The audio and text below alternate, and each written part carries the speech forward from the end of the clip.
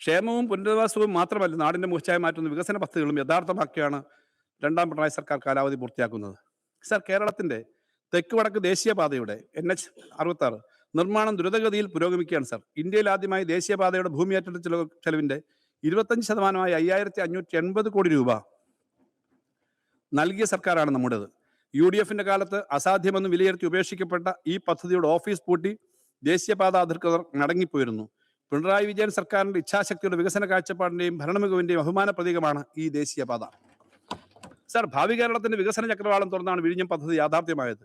വിസ്മയകരമായ വികസനം വിഴിഞ്ഞത്തിലൂടെ കേരളത്തിലെത്തും. നാളിതുവരെ വിഴിഞ്ഞം തുറമുഖത്ത് നങ്കൂരമിട്ടത് 611 ചരക്ക് കപ്പലുകളാണ്. വിഴിഞ്ഞത്ത് നടന്ന ചരക്ക് നീക്കമാകട്ടെ 13.14 ലക്ഷം എണ്ണം TEU കണ്ടെയ്നറുകളുടേതും. സർ, വിഴിഞ്ഞം പദ്ധതിയുടെ രണ്ടാം ഘട്ട പ്രവർത്തനങ്ങളുടെ ഉദ്ഘാടനം 2026 ജനുവരി 24 ബഹുമുഖ്യമന്ത്രി നിർവഹിച്ചു. 2024 പൂർത്തിയാക്കാൻ വിഭാവനം ചെയ്തിരുന്ന പ്രവർത്തനങ്ങളാണ് 17 വർഷം മുമ്പ് തന്നെ പൂർത്തീകരിക്കാൻ സർക്കാർ തീരുമാനിച്ചിട്ടുള്ളത്.